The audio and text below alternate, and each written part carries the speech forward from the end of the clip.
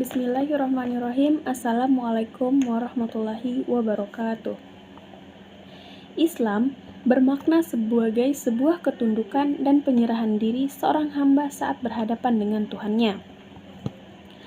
Hal ini berarti bahwa manusia dalam berhadapan dengan Allah haruslah merasa kecil atau kerdil, bersikap mengakui kelemahan dan membenarkan kekuasaan Allah Subhanahu wa Ta'ala.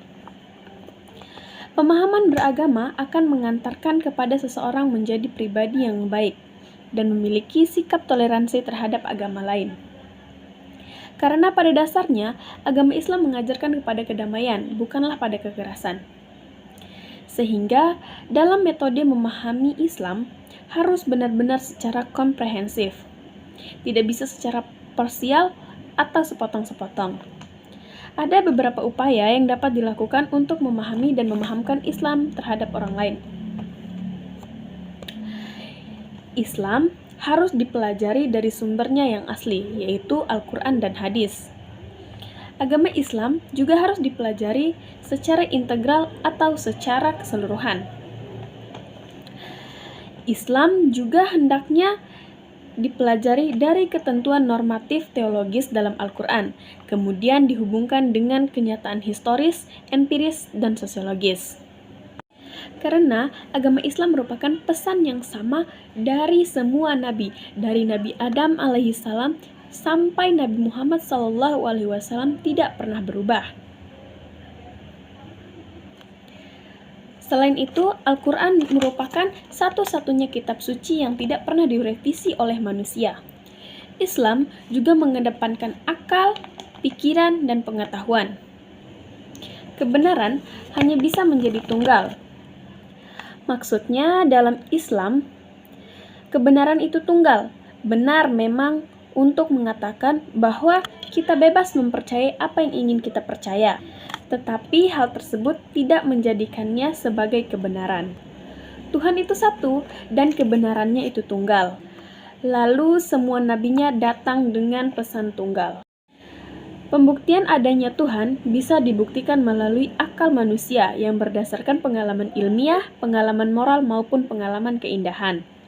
Akal dapat digunakan untuk membuktikan adanya Tuhan dengan memahami dan menghayati segala sesuatu yang ada di alam, termasuk manusia dan permasalahannya. Terdapat dalam Al-Quran surah An-Nas ayat 1, yaitu katakanlah aku berlindung kepada Tuhannya manusia. Maka secara terminologis tauhid rububiyah ialah keyakinan bahwa Allah adalah Tuhan pencipta semua makhluk dan alam semesta. Manusia disebut sebagai makhluk yang sempurna, karena Allah memberikan kemampuan untuk berpikir dan berkehendak sendiri. Tentu saja ini yang menjadi pembeda manusia dengan makhluk lainnya.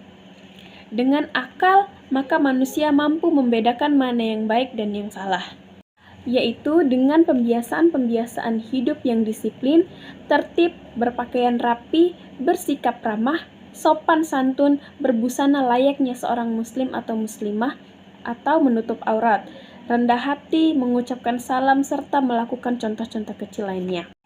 Dalam agama Islam, secara garis besar dikenal dua macam ibadah, yaitu ibadah mahdah dan ibadah ghairu mahdah.